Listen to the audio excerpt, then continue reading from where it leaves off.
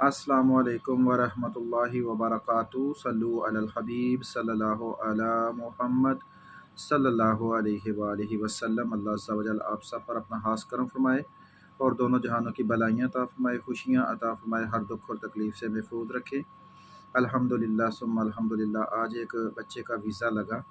اس بچے کی جو داستان ہے وہ یہ ہے کہ کیونکہ آپ کو بتایا تھا کہ ہم نے یہ کام چھوڑ دیا ہوا ہے، لیکن اس بچے نے الحمدللہ ہمارے اوپر یقین کیا، اور اس نے اتنی کالیں کی، ہو سکتا ہے اگر کالوں کا ٹوٹل کیا جائے تو 100 سے بھی اوپر کالیں ہو سکتی ہیں، مس کالیں اور کالیں۔ اور انہوں نے کہا جی کام کروانا ہے تو آپ سے کروانا ہے، چاہے جو مرضی ہو جائے۔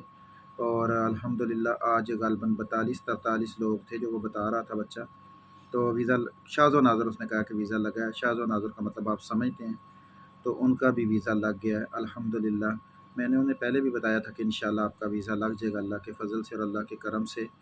تو اللہ تعالیٰ نے بڑا کرم کیا، اس میں ہماری کوئی خوبی نہیں ہے، ٹھیک ہے نا۔ یہ بات آپ نے ذہن میں رکھنی ہے کہ رزق اللہ تعالیٰ کی ذات لکھنے والی ہوتی ہے، اور جہاں جس کا لکھا ہے اس نے وہاں سے جا کے کھانا ہے، اور نہ ہی ہماری کوئی بہادری ہے، اور نہ ہی ہم کہیں گے کہ وہ میں نے یہ تیر مار کر دیا یا 30 مار خان ہے ہم، یا ہمارا کوئی بڑا ہاتھ ہے۔ یہ سب اللہ کے کرم اور اللہ کا فضل ہوتا ہے۔ بچے کی محنت ہے، اس کی سٹرگل ہے، اس نے محنت کی ہے، اس کا یقین تھا اللہ کے اوپر، اس نے وظائف کیے الحمدللہ اس کو، اور اس کے والدین نے دعائیں کیں، اور اس نے محنت کی اور اللہ نے کرم کر دیا۔ بس یہ ہے کہ انسان جب اپنے کامل یقین کے ساتھ کوئی کام کرتا ہے تو اسے ضرور کامیابی ملتی ہے۔ حالانکہ اتنے بندوں میں ویزا لگنا بڑا مشکل ہے، کافی مشکل ہے، کیونکہ حالات بہت کرٹیکل جا رہے ہیں ایمبیسی کے، لیکن پھر بھی اللہ نے کرم کیا اور اس کا ویزا لگ گیا۔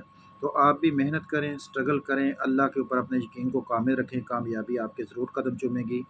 والدین کی دعائیں لیں، اور ساتھ میں جو ہے اللہ کے ساتھ اپنے رابطے کو مضبوط رکھیں۔ جتنا یقین آپ کا اللہ پہ پختہ ہوگا آپ کے کام آسان ہوتے جائیں گے۔